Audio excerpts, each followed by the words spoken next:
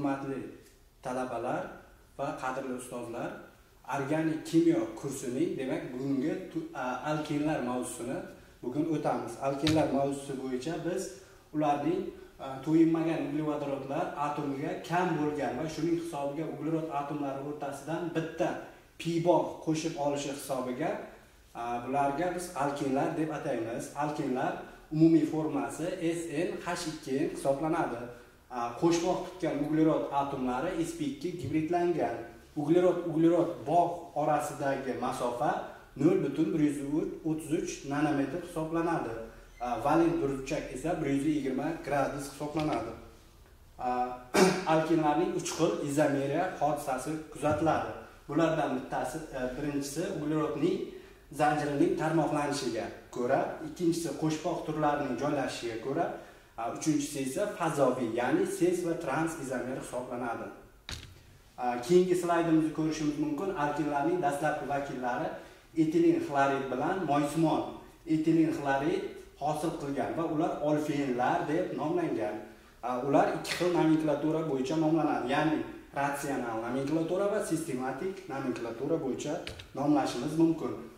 Ularning quyidagi vakillarini keltirishimiz mumkin. Etin, propin, butin 1, butin 2 va 2 metil propin va ularda cis va trans izomerlar ham kuzatiladi.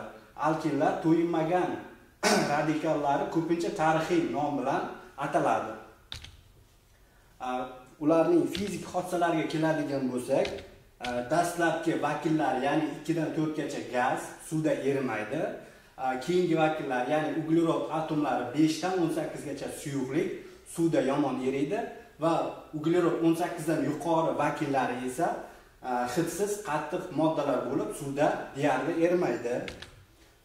Demak, tabiatda tarqalishi olfenlar tabiiy va yo'lovchi gazlar, neft hamda neftni qayta ishlash vaqtida chiqadigan gaz tarkibida bo'ladi. Ayniqsa Kanada nefti tarkibida alkenlar miqdori juda ko'p hisoblanadi. Neftni qayta ishlash zavodlarida kreking jarayonida hosil bo'ladigan gazlar etilin uglevodorodlari hisoblanar ekan. Ularning olinishi ikki turga bo'linadi, ya'ni ular laboratoriya sharoitida va sanoatda olinish usullariga bo'linadi. Laboratoriya sharoitida olinishiga ko'ra, birinchi demak monogalloid alkenlarga ishqorlarning spirtli eritmasini ta'sir ettirib olinadi. Bularga ko'rishimiz mumkin. Etil bromidga natriy gidroksidning spirtdagi eritmasi ta'sir ettirganimizda natriy bromid, suv va etil hosil bo'ladi. Agar ishqorning suvdagi eritmasi bilan ta'sirlashtirganimizda spirt hosil bo'ladi. Ko'rishimiz mumkin. Etil bromidga natriy gidroksidning suvdagi eritmasini ta'sir ettirganimizda natriy bromid va etil spirti hosil bo'ladi. Keyingi reaksiyamiz esa laboratoriya sharoitida sirka kislotaga efirlarni 400-500 gradusda piroliz qilish usuli orqali olishimiz mumkin. Mana bu keltirilgan reaksiyamiz hisoblanar ekan.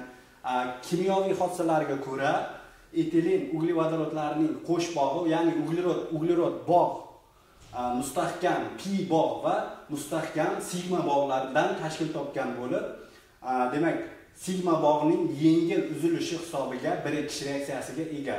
Bu xususiyat etilin uglevodorodlarining o'ziga xos xususiyati hisoblanar ekan. Demak, molekulasidagi qo'sh bog' uglerod bog'ning uzilishi hisobiga 146 kilokaloriya mol energiya sarf bo'lar ekan.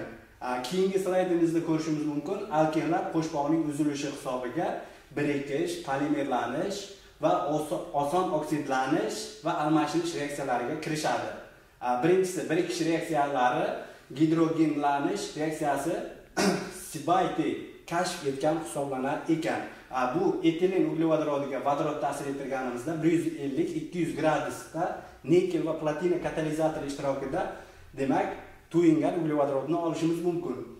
Suvning birikishi sulfat va fosfat kislotalari va rux xlorid va boshqa katalizatorlar ishtirokida suv bilan birikib spirtlar hosil qiladi. Buni ko'rishimiz mumkin. Bu reaksiyamizda demak spirtlar hosil bo'ladi. Suvning birikishi bilan boradigan reaksiyalar gidratlanish reaksiyasi deb ataladi.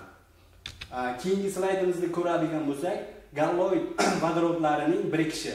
Demak, Markovnikov qoidasiga ko'ra, bu qoidaga ko'ra galloid vodorodlarining vodorod atomi ko'p bo'lgan uglevodorodga galagen esa vodorod atomi kam bo'lgan uglerod atomiga birikadi. Bu reaksiyamizda demak ko'rishimiz mumkin.